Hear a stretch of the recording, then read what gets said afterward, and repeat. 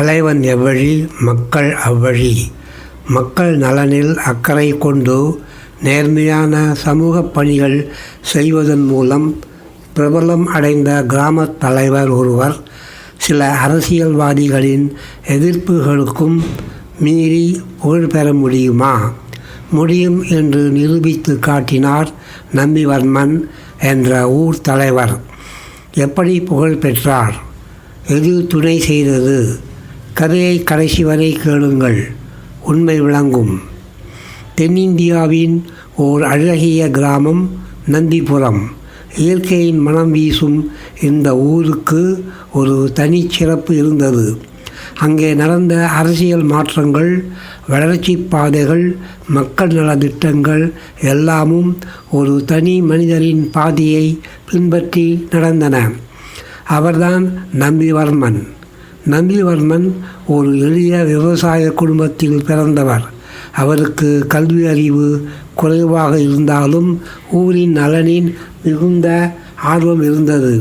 சிறு வயதிலிருந்தே மக்களின் பிரச்சனைகளை கவனித்து அவற்றுக்கு தீர்வு காணும் வழிகளை தேடிக்கொண்டே இருந்தார். ஊரில் ஒரு காலத்தில் தண்ணீர் தட்டுப்பாடு பெரிய பிரச்சனையாக இருந்தது.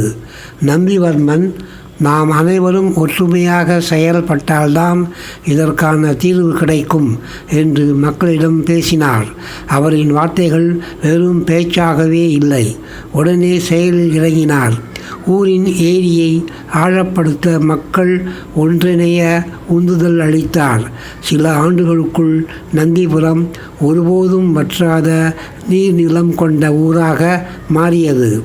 இதன் மூலம் நந்திவர்மன் மக்கள் மனதில் ஓர் மக்கள் தலைவராக உருவாகினார். மக்கள் ஒவ்வொரு பிரச்சினைக்கும் நந்திவர்மனை அணுகத் தொடங்கினர்.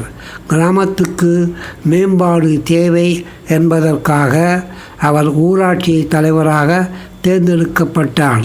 தலைவன் எவ்வழி மக்கள் அவ்வழி என்ற உன்னத எண்ணத்துடன் அவர் பல தீர்மானங்களை மேற்கொண்டார். கிராம சாலை மேம்பாடு. நந்திபுரத்திற்கு செல்லும் பாதைகள் மழைக்காலங்களில் காணாமல் போய்விடும்.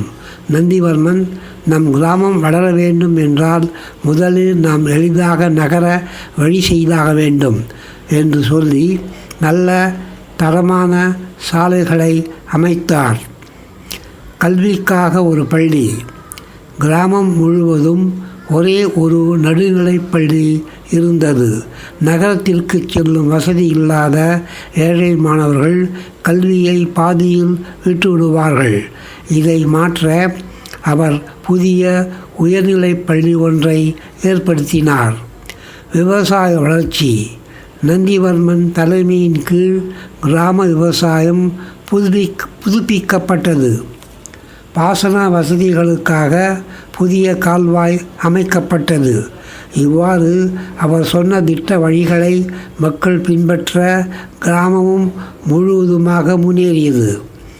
நந்திவர்மன் வளர்ச்சி திட்டங்கள் ஒரு சிலருக்கு பிடிக்கவில்லை. அவர் புகழ் அடைவதை விரும்பாத சில பழைய அரசியல் தலைவர்கள் அவன் கிராமத்தையே மாற்றிவிடுவான் என பயந்து அவருக்கு எதிராக வேலை செய்ய தொடங்கினர். அவர்கள் பல குறுக்கீடுகளை ஏற்படுத்தினார்கள். அரசாங்க உதவிகளை தடுத்து திட்டங்களை நிறைவேற்றுவதற்கு இடையூறு செய்தார்கள். ஆனால் மக்கள் நந்திவர்மனை முழுமையாக ஆதரித்தார்கள். அவர் எங்கு சென்றாலும் மக்களுடன் அவருடன் சென்றார்கள். நம்மை வழிநடத்தும் தலைவன் நந்திவர்மன் என்று முழங்கினார்கள். சில ஆண்டுகளில் நந்திபுரம் சிறப்பாக வளர்ந்தது. அருகிலுள்ள நகரத்திலிருந்தும் மக்கள் இங்கே குடியேறத் தொடங்கினர். தலைவரின் இறுதி வார்த்தைகளாக ஒரு நாள் நந்திவர்மன் தனக்கு மிகுந்த வயதாகிவிட்டதால் தனது கடமைகளை விட்டுவிட விரும்பினார். மக்களிடம் அவர் கடைசியாக பேசினார். நான் இருந்தாலும் இல்லாவிட்டாலும் நாம் அனைவரும் ஒன்றாக இருக்க வேண்டும். உங்கள் ஒற்றுமையே உங்கள் பலம். நம்பிக்கையுடன் வாழுங்கள். தலைவன் எவ்வழி மக்கள் அவ்வழி என்பதற்கு நான் ஒரு உதாரணமாக இருந்தேன். இனி நீங்கள் எல்லோரும் தலைவர்கள் என்று சொன்னார். அந்த நாளில் இருந்து மக்கள் நந்திவர்மன் வழியை மறக்கவில்லை. புதிய தலைமுறைகள் வந்தாலும் கிராமத்தின் ஒற்றுமையையும் வளர்ச்சியும் தொடர்ந்தது.